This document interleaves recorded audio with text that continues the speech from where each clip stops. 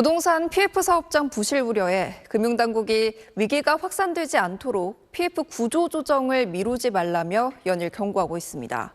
하지만 현장을 취재해보니 제대로 진행되지 않고 있었습니다. 어떤 이유에선지 안상우 기자가 보도합니다. 서울 회연동 3부 빌딩.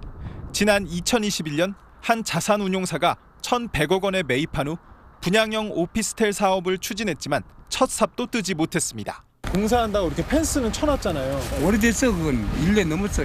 브릿지론의 본 PF 전환에 실패했고 결국 지난해 다른 자산운용사에 팔렸습니다. 처음 공매에 나왔을 때 가격은 2,100억 원이 넘었지만 7차례가 넘는 유찰 끝에 1,022억 원에 낙찰됐습니다.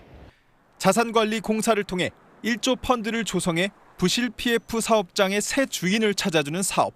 지금까지 성공한 건 이 사업장 단 한 곳입니다.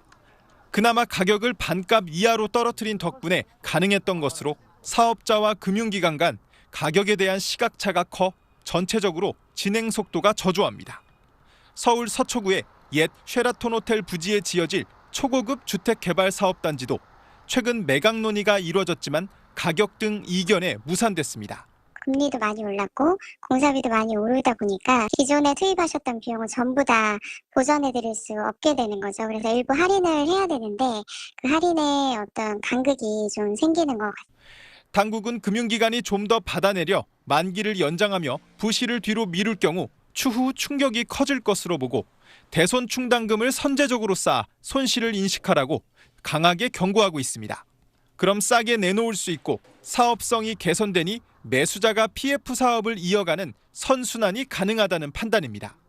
다만 저축은행 등 제2금융권은 실적이 저조해 충당금을 쌓을 여력이 떨어지는데 경공매가 늘어날 경우 후순위로 밀려 손실은 더 커질 것이란 우려도 나옵니다.